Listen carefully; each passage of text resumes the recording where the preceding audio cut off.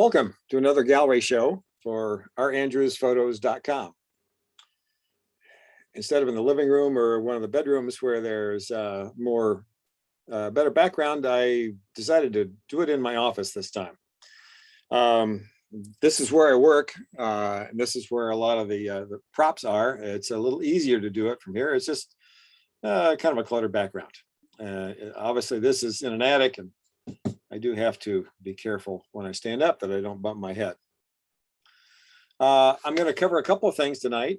Show you a few of the newer pictures that have been added to my gallery.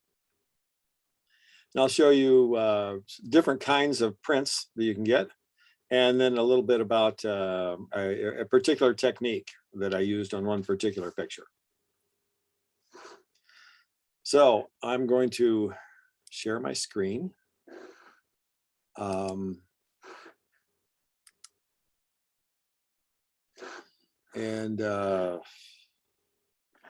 see, this is what my gallery looks like when you first log into it. And a couple things I wanted to talk about. Go to the shop art, a number of different galleries within this. There's a new gallery called Washington, D.C. And so far, there are only 3 pictures in it. These are from a few years ago when we were there on a beautiful spring day, and a picture of Lincoln Memorial, and then the Martin Luther King Memorial, as well as the Washington Monument. And you can see the cherry blossoms were in bloom. It was a beautiful, clear day, and everybody in Washington was walking around the tidal basin. It was very crowded, but everybody was friendly and smiling and having a good time. So we enjoyed it as well. It's not a new gallery, but I've changed it.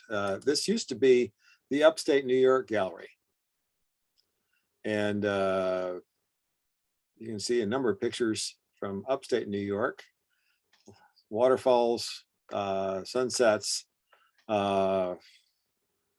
eclipse, flowers, a little bit of wildlife in there, some more waterfalls, a poster in there, a hot air balloon. And finally, we get to some new pictures. This is why I had to change the name. Some pictures from New York City. And these are not your typical New York City photos. This one in particular. This is New York City. In fact, this is the middle of the Bronx. It happens to be the New York Botanical Garden. It's a beautiful spot. I highly recommend visiting there. There are woods there with trees that were there during the Revolution. There are trees, woods, open grasslands, gardens. Just a beautiful spot.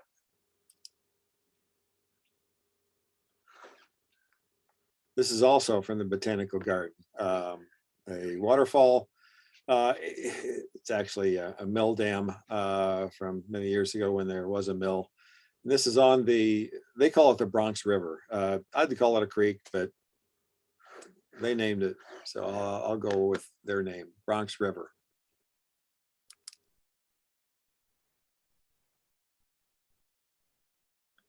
This is Central Park. Statue of Balto. If you've never read the children's book about Balto, the sled dog, I don't care how old you are, even if you're a senior citizen, it's worth reading. Balto was the hero of a sled dog race, not racing against other sled dog teams, but racing to get the antitoxin for diphtheria to Nome in time to keep the outbreak from spreading too fast. Balto was the hero.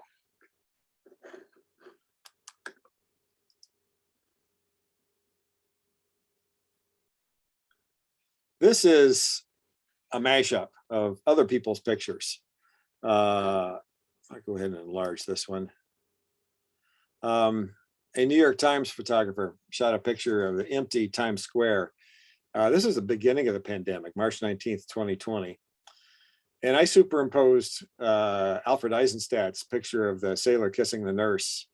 And it's located at the same spot in Times Square where the original event took place.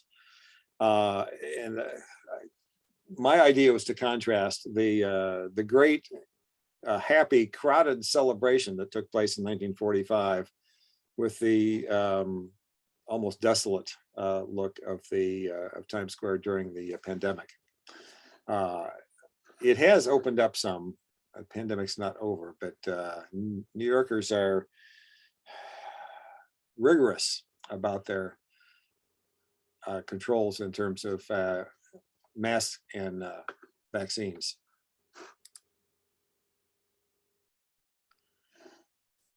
Let's see, a couple more here. This is the 9/11 memorial. For all of the, is it 2,700 and some people who died in that attack? Everybody's name is carved into the stone in the memorial that surrounds the foundation of the two original buildings. On their birthday, a white rose is planted. I happen to be visiting on my birthday. So Mike Adrian and I share a birthday. I'm still walking around. He doesn't get that privilege.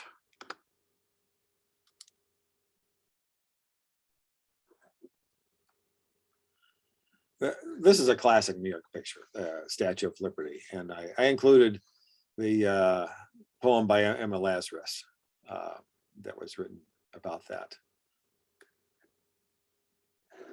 So those are the New York City pictures that are added on to the what used to be the upstate New York gallery. I mentioned some, let's see. First, while I'm sharing the screen, I'm going to show a little tutorial here. And the basic question, and this has been posted online, is how do you get from this image to this image? This was the teaser. Well, to start with, you don't start with one exposure. For almost all landscapes, I start with a 5-shot exposure series. If my camera would allow me to have increments of 2 stops between exposures, I would probably do 3, as 2 under normal and 2 over. My current camera doesn't do that, so I shoot 5 and I combine them.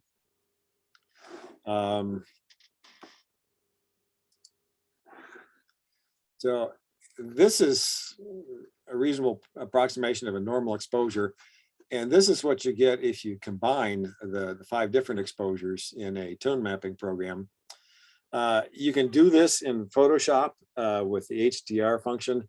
I like Photomatix Pro. It allows better control and actually a lot more options of what parts you want to emphasize. So this is the first step. Shoot an exposure series and then combine them.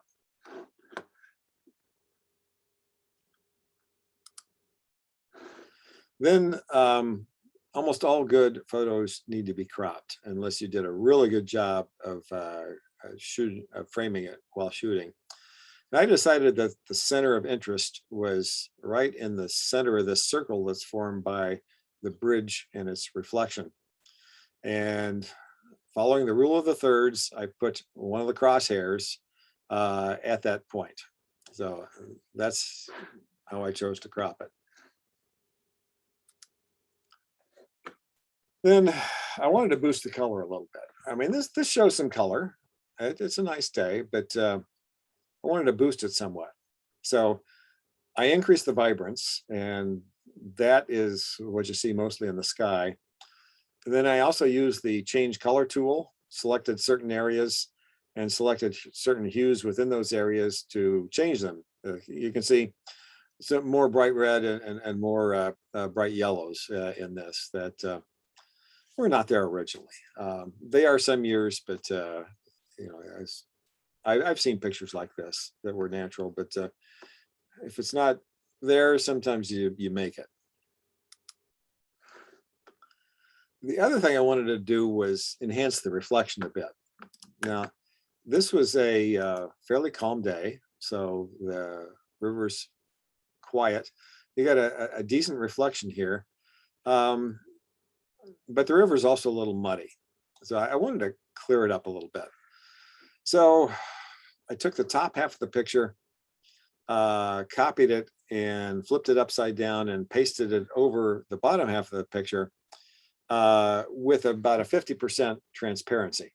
So the some parts of the river bottom that are showing through here, and some of the ripples are still showing through, but you can see it's a clear reflection. It's artificial, yes, but it is a bit clearer. So this was the final picture. If I started over from scratch and knew what I was doing, I could probably do this in about a half an hour. Since I was doing this by trial and error, trying lots of different techniques, I knew what I wanted to do. I wasn't quite sure how to get it done. It took me several hours, but that is sometimes the process. You try several different things and see what works. So let's stop sharing the screen here. Wanted to talk a little bit about different kind of prints you can get. Easiest thing to do is to get a paper print, typical photographic print on paper. I gotta hold this right so you don't get too many reflections. 4x6 print sells for $2.16. And unfortunately, it's $5 or $6 in shipping with a nice sturdy cardboard package. Buying one print is not really economical. You can buy a number of 4x6 prints and not pay much more in shipping. So take that as a guide. Some other prints in addition to, let's see, let's step through this. A little 4x6 print, you can share it, you can tape it up on the wall, you can hang it on your refrigerator with mirrors, with magnets. If you want to keep something around, you really should mount the print on a mounting board. This is also in a plastic envelope so I could let people handle it at a trade fair. But this is the next step. Put the print on a mounting board. The fulfillment lab that's connected with my website can easily do that. And if you learn how, you can do it yourself. It does take a little bit of practice. And of course, it's also possible to get things framed. This is that same picture that we were talking about.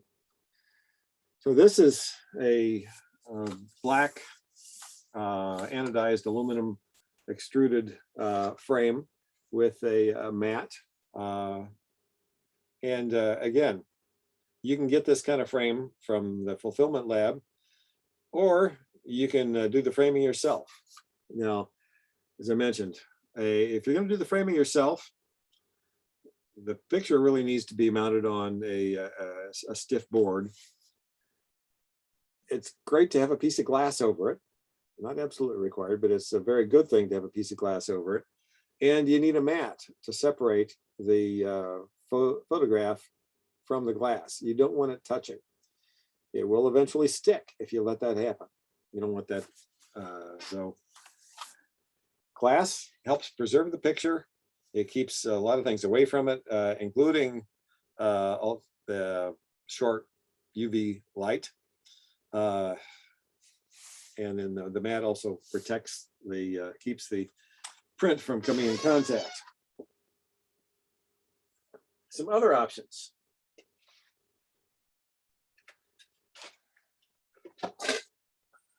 I like metal prints. I've gotten more than one. The picture is printed on a sheet of aluminum, This one has a standoff, so has a hanger. It stands about a ½ inch away from the wall. Does not need a frame. That's why I like it. Not all pictures need to be framed. Now, sometimes a frame can really accentuate a picture.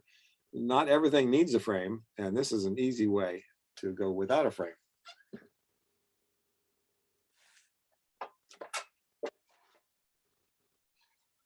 Another option is to get a print printed on a block of wood.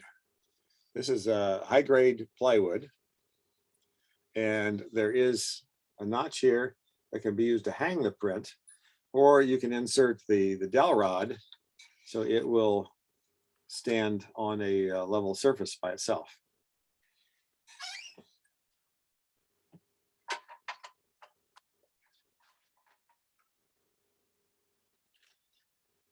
Another option is canvas.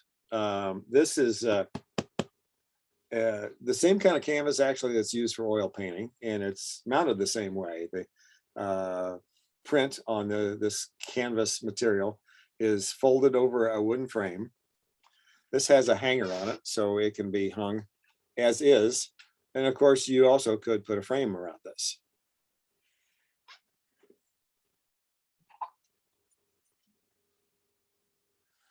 One of the methods I really like, unfortunately, it's probably the most expensive way to mount a frame, is to get an acrylic print.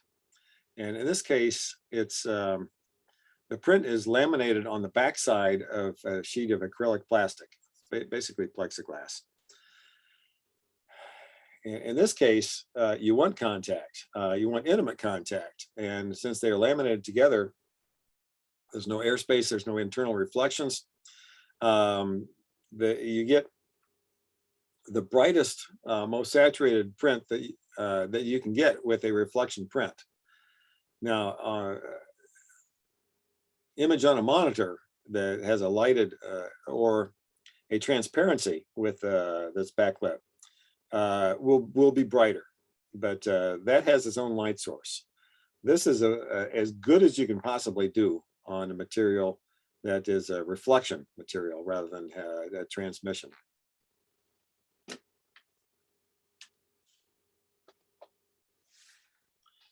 So a few of the things I wanted to talk about, and I will invite anybody who would like to discuss these in more detail, give me a call or email me. The contact information is at my website. It's RAndrewsPhotos.com.